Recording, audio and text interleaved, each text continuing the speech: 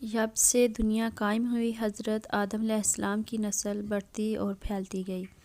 انسان دو حصوں میں تقسیم ہو گیا، کسی نے نیکی کی راہ اختیار کی تو کسی نے بدی کا راستہ اپنایا۔ جس نے نیکی کی اختیار کی وہ صراط مستقیم پر رہا، جس نے بدی کا راستہ اختیار کیا وہ اللہ کے غضب میں آ گیا۔ صراط مستقیم پر چلنے والوں کی تعداد ہمیشہ کم رہی، گمراہ انسانوں کی تعداد زیادہ رہی۔ ان گمراہ لوگوں کو راہ راست پر لانے کے لیے اللہ کے نبی آتے رہے۔ حضرت آدم علیہ السلام کے زمانے کے بڑے عرصے بعد اللہ نے حضرت نوح علیہ السلام کو بھیجا۔ آپ پر 10 صحیفے نازل ہوئے تھے۔ حضرت نوح علیہ السلام اللہ کے نبی تھے۔ آپ کو حضرت آدم ثانی بھی کہتے ہیں۔ آپ کے زمانے میں بھی گمراہی پھیلی ہوئی تھی، صرف چند لوگ ہی نیک تھے، اکثریت گمراہ لوگوں کی تھی۔ آپ نے اپنی قوم کو راہ راست پر لانے کے لیے تبلیغ شروع کی۔ وہ لوگ ہر قسم کی برائیوں میں مبتلا تھے، چوری، بے ایمانی، امانت میں خیانت کرنا، جھوٹ بولنا، شرمناک کام کرنا، ماں باپ کی خدمت نہ کرنا، کمزوروں کو حقیر سمجھنا، غریبوں کو دھتکارنا، جھگڑا کرنا، دوسرے کا مال چھیننا عام بات تھی۔ امراء اور سرداروں کا طبقہ غریبوں کو پریشان کرتا تھا۔ اس کے علاوہ وہ لوگ بتوں کی پوجا کرتے تھے، بتوں کو خدا کا درجہ دے رکھا تھا۔ ان کا خیال تھا کہ اگر بت کی پوجا نہ کی جائے تو وہ بہت ناراض ہو جائیں گے۔ ان کے نزدیک جو بتوں کی پوجا نہیں کرتا تھا وہ جاہل احمق ہے۔ انہوں نے 4 بت بنا رکھے تھے۔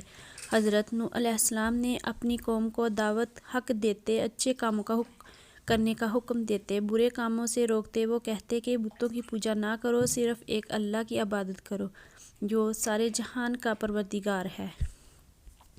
نصیحت کی غرض سے ایک روز آپ نے ضیافت کا اہتمام کیا۔ ضیافت میں ہر حیثیت اور طبقہ کے لوگ شریک تھے۔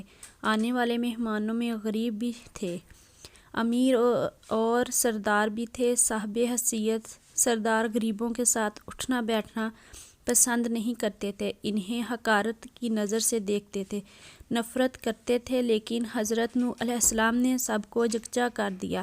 لوگوں نے ضیافت کے اہتمام کا سبب دریافت کیا تو آپ صلی اللہ علیہ وسلم نے فرمایا، بھائیو، ہماری قوم کے لوگ میں بگاڑ پیدا ہو گیا ہے۔ سب سے بڑی خرابی یہ ہے کہ طاقتور طبقہ کمزوروں پر حاوی ہوتا جا رہا ہے۔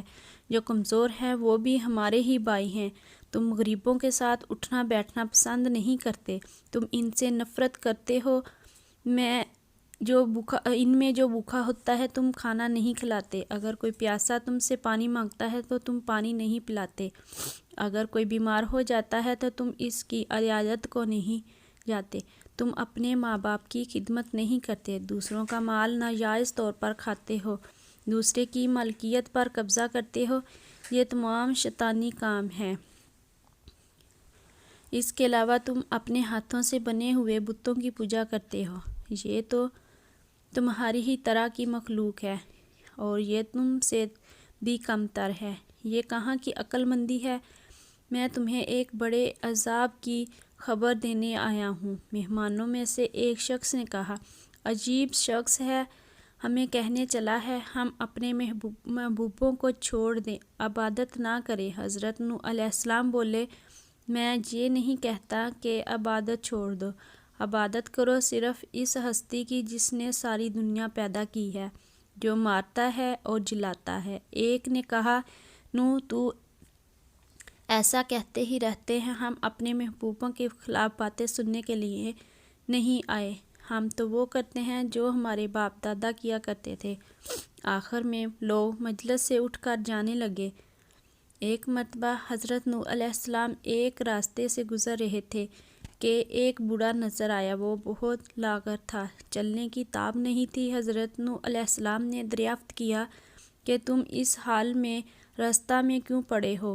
کیا تمہارا کوئی گھر نہیں؟ بوڑھے نے جواب دیا کہ میرے 7 بیٹے ہیں، انہوں نے مجھے بڑھاپے کے سبب گھر سے نکال دیا ہے، میرے پاس کھانے کے لیے کچھ بھی نہیں۔ حضرت نوح علیہ السلام اسے اپنے گھر لے گئے اور کہا، تم اس گھر میں رہو، میں تمہیں کھانا دیا کروں گا۔ آپ نے دعا کی تو ایک اجنبی شخص غار میں داخل ہوا۔ اس کے ہاتھ میں ایک خوان تھا، اس میں ہر قسم کے کھانے تھے۔ اس نے حضرت سے فرمایا کہ یہ کھانا میں آپ کے مہمان کے لیے لایا ہوں، اسے کھلا دیں۔ اس نے کہا کہ اللہ کسی کو بھی بھوکا نہیں سلاتا۔ وہ بوڑھا حضرت نوح علیہ السلام پر ایمان لے آیا۔ ایک روز ہدایت کی غرض سے غار سے نکلے اور ایک بلند مقام پر کھڑے ہو گئے اور بولے، لوگوں، میں نیکی کی طرف بلا رہا ہوں۔ اللہ نے مجھے نبی بنا کر بھیجا ہے تاکہ میں تم لوگوں کو ہدایت کروں۔ میرا کہا مانو تو فائدے میں رہو گے۔ تم لوگ ماں باپ کی خدمت کیا کرو، انہیں غار سے نہ نکالا کرو، انہیں تکلیف مت دو، ضرورت مندوں کی ضرورت پوری کرو، یتیموں، بیواؤں اور محتاجوں کی مدد کرو، بیماروں کی عیادت کرو۔ ہر کمزور طاقتور کا محتاج ہوتا ہے۔ بات بات پر لوگوں کی جان نہ لو، یہ کام خدا کو پسند نہیں ہے۔ اگر تم سب اللہ کے احکام پر عمل کرو تو وہ تمہارے لیے کثرت سے تم پر بارش بھیجے گا، مال اور اولاد میں ترقی دے گا، تمہارے لیے نہریں بہائے گا۔ حضرت نوح علیہ السلام ہر ایک شخص کے پاس جا کر ہدایت کرتے، کبھی اجتماع سے بھی خطاب کرتے۔ ایک مرتبہ ایسا ہوا کہ حضرت نوح علیہ السلام ایک راستہ سے گزر رہے تھے تو کچھ لوگوں نے آپ کا راستہ روک لیا اور مارنے کے در پر ہو گئے۔ کچھ لوگوں نے پتھر بھی برسائے۔ ایک شخص آگے آیا، لوگوں سے کہا، تم اسے کیوں مارتے ہو؟ اس نے تمہارا کیا نقصان کیا ہے؟ تو لوگوں نے کہا، یہ ہمارے بتوں کے خلاف باتیں کرتا ہے جبکہ ہم عبادت کرتے ہیں۔ ایک اور شخص نے کہا کہ یہ کہتا ہے کہ میں نبی ہوں، اللہ نے مجھے نبی بنا کر بھیجا ہے۔ یہ تو ہم جیسا ہی انسان ہے، یہ کھاتا ہے، پیتا ہے اور کام کرتا ہے، اس کے پاس دولت بھی نہیں ہے۔ خدا کو اگر نبی بنانا ہوتا تو کسی سردار اور امیر آدمی کو بناتا۔ حضرت نوح علیہ السلام نے جواب دیا، میرے رسول ہونے کا سب سے بڑا ثبوت یہ ہے کہ میں تمہارے ہی معاشرے کا فرد ہوں، لیکن اس کے باوجود میں تمہاری طرح بے جان بتوں کو نہیں پوجتا۔ دوسرا بڑا ثبوت یہ ہے کہ تم لوگوں کو نصیحت کر رہا ہوں کہ اس کا کوئی معاوضہ تم سے طلب نہیں کرتا۔ میرا اجر تو میرا اللہ کے ذمہ ہے۔ میں تو یہ کہتا ہوں کہ کسی پر ظلم نہ کرو۔ میں تو تم سب کو نیکی اور بھلائی کی طرف بلا رہا ہوں۔ میں تمہارا خیر خواہ ہوں۔ ان میں سے ایک نے کہا، نوح بادشاہ یا سردار بننا چاہتا ہے تاکہ اس کی عزت ہو۔ حضرت نوح علیہ السلام نے فرمایا، تمہاری عقلوں کو کیا ہو گیا ہے کہ پتھروں کو پوج رہے ہو؟ اے قوم، اللہ کی عبادت کرو، وہی عبادت کے لائق ہے، اللہ کے سوا کوئی معبود نہیں۔ جب تم اللہ پر ایمان لاؤ گے تو تم برائی سے دور رہو گے۔ نہ میں بادشاہ بننا چاہتا ہوں نہ سردار، میں تو صرف نیکی کی طرف بلا رہا ہوں۔ کیا تم نہیں دیکھتے کہ اللہ نے چاند اور سورج پیدا کیے، چلنے کے لیے فرش بنایا اور تمہیں نعمتیں دیں؟ حضرت نوح علیہ السلام نے جب یہ باتیں کہیں تو لوگوں نے کانوں میں انگلیاں ٹھونس لیں، ایک لفظ بھی سننے کے لیے تیار نہیں ہوئے۔ ایک موقع پر حضرت نوح علیہ السلام نے اپنی قوم سے فرمایا کہ اب نادانو، یہ کیوں نہیں سمجھتے، یہ دنیا تو ایک آزمائش کی جگہ ہے، تمہارے سامنے اچھائی اور برائی دونوں ہیں۔ اے قوم، میں تم کو آنے والے دن سے ڈراتا ہوں، اس دن کوئی کسی کے کام نہیں آئے گا۔ دیکھو، جو غریب ہیں مجھ پر ایمان لائے ہیں، لیکن تمہیں دولت کا غرور ہے۔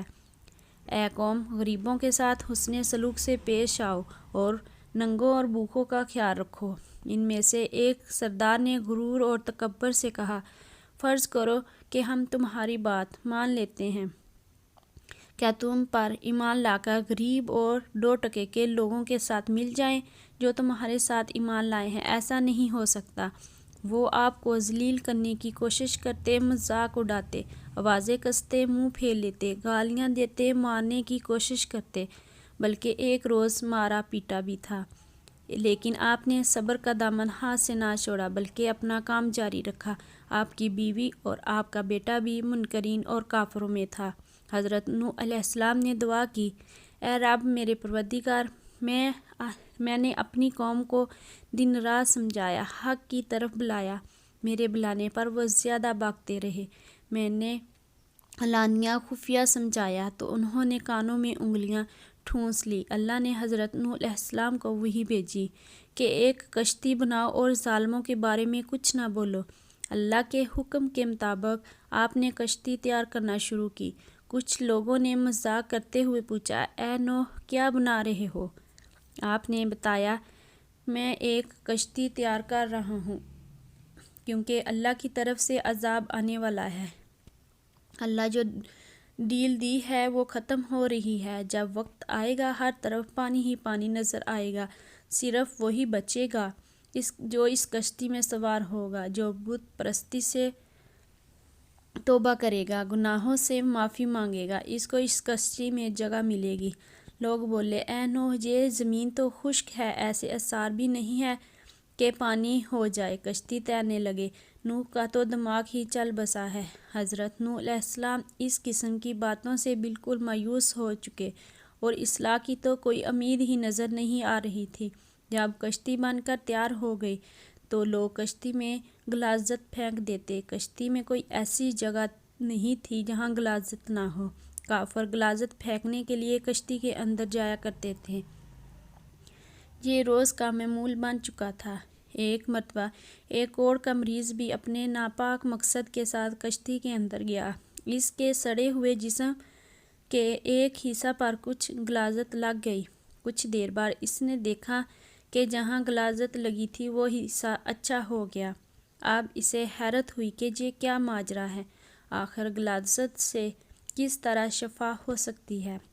پھر وہ کشتی کے اندر داخل ہوا اور غلاظت پوری طرح سارے جسم پر مل لیا تو دیکھا کہ وہ بالکل تندرست ہو گیا۔ یہ بات کوڑ کے مریضوں کے اندر پھیل گئی تو سب نے کشتی کے اندر داخل ہو کر غلاظت ملنا شروع کر دیا۔ اس طرح پوری کشتی پاک صاف ہو گئی۔ حضرت نوح علیہ السلام نے اللہ سے دعا کی، اے رب لوگوں نے میرا کہنا نہیں مانا، ایسے شخصوں کی پیروی کی جن کے مال اور اولاد نے ان کو زیادہ ہی نقصان پہنچایا۔ ان کافروں میں سے زمین پر ایک باشندہ بھی مت چھوڑ۔ اگر آپ ان کو روئے زمین پر رہنے دیں گے ان کی اولاد بھی کافر ہی ہوں گی۔ آپ کی دعا قبول ہوئی، اللہ کا عذاب آ گیا۔ گھر کے تندور سے پانی ابل پڑا، پانی کا ریلا تیزی سے بہنے لگا۔ جس جگہ سے پانی ابل پڑا وہ جگہ کوفہ کی ایک مسجد تھی جس کا نام مسجد انبیاء ہے۔ دوسری طرف آسمان پر خوفناک سیاہ بادل چھانے لگے۔ حضرت نوح علیہ السلام نے دیکھا کہ زمین سے چشمے پھوٹ رہے ہیں۔ حضرت نوح علیہ السلام نے کہا، یہ عذاب کی علامت ہے۔ کافر کہنے لگے، طوفان تو آتے ہی رہتے ہیں، بارشیں ہوتی ہی رہتی ہیں، یہ تو کوئی نئی بات نہیں ہے۔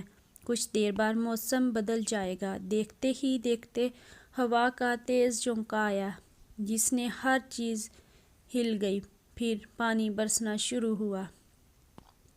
بارش میں اتنی شدت تھی جیسے کہ آسمان نے اپنے تمام دروازے کھول دیے ہوں۔ حضرت نوح علیہ السلام نے ایمان والوں سے کہا، کشتی میں سوار ہو جاؤ۔ اللہ نے فرمایا کہ ہر قسم کے جانوروں کا جوڑا بھی کشتی میں سوار کر لو۔ حضرت نوح علیہ السلام نے اللہ کے حکم کی تعمیل کی۔ ہر جانور کا جوڑا سوار کر لیا گیا۔ کشتی میں ایک علیحدہ جگہ پر سب جانوروں کو بند کر دیا گیا۔ طوفان چلنے لگا، بارش سے ندی نالے زمین پر پانی بھر گیا، پھر زمین کے ہر حصہ میں پانی بہنے لگا۔ اب حضرت نوح علیہ السلام کا جہاز تیرنے لگا، پانی اونچا ہو رہا تھا۔ حضرت نوح علیہ السلام کی نظر جب بیٹے پر پڑی تو آواز لگانے لگے، بیٹا اب اس کشتی میں سوار ہو جاؤ، تمہاری جان بچ جائے گی، اب کافروں کا ساتھ چھوڑ دو۔ تو بیٹے نے جواب دیا کہ پہاڑ کی اونچی چوٹی پر چڑھ جاؤں گا، پانی وہاں تک نہیں پہنچے گا۔ تب حضرت نوح علیہ السلام نے اللہ سے اپنے بیٹے کے بارے میں سفارش کی کہ میرا بیٹا ڈوب رہا ہے، یہ تو میرے ہی خاندان کا ہے، تیرا وعدہ سچا ہے۔ اللہ نے فرمایا کہ وہ تیرے خاندان والوں میں سے نہیں ہیں، تیرے گھر والے تو وہ ہیں جو تجھ پر ایمان لائے ہیں۔ روایات کے مطابق بارشیں مسلسل 40 دن تک ہوتی رہی۔ جو کچھ زمین پر تھا سب ڈوب گیا، کافروں کا کام تمام ہوا۔ جو لوگ حضرت نوح علیہ السلام پر ایمان لائے تھے وہ کشتی میں سوار ہو کر بچ گئے۔ کشتی جودی پر جا ٹھہری، جسے ارارات بھی کہتے ہیں۔ کشتی میں سب سوار تھے۔ اسی دوران حضرت نوح علیہ السلام کو ایک فاختہ نظر آئی۔ اس کی چونچ میں زیتون کے درخت کا پتا تھا۔ یہ امن و سکون کی علامت تھی، یعنی پانی اتر چکا ہے۔ کوہ جودی یا ارارات مشرقی ترکی میں ہے۔ یہ 16,900 فٹ بلند ہے، جو برف سے ڈھکی رہتی ہے۔ روس کی سرحد بھی اس سے ملتی ہے۔ اس پہاڑ کو ناقابل تسخیر خیال کیا جاتا ہے۔ 1929 میں جرمن ماہر طبیعیات جون جبک نے 2 ناکام کوششوں کے بعد اسے سر کر لیا۔ کچھ عرصہ پہلے ہزاروں سال کی جمی ہوئی برف کا تودہ گرنے سے کشتی نوح علیہ السلام کا ایک حصہ برف سے نکلا۔ بائبل میں لکھا ہے کہ 7ویں مہینے کی 17ویں دن کشتی نوح ارارات نامی پہاڑ پر آ لگی۔ ویڈیو دیکھنے کا شکریہ۔ ویڈیو کو سبسکرائب کریں، لائک کریں اور ثواب کی نیت سے شیئر کریں۔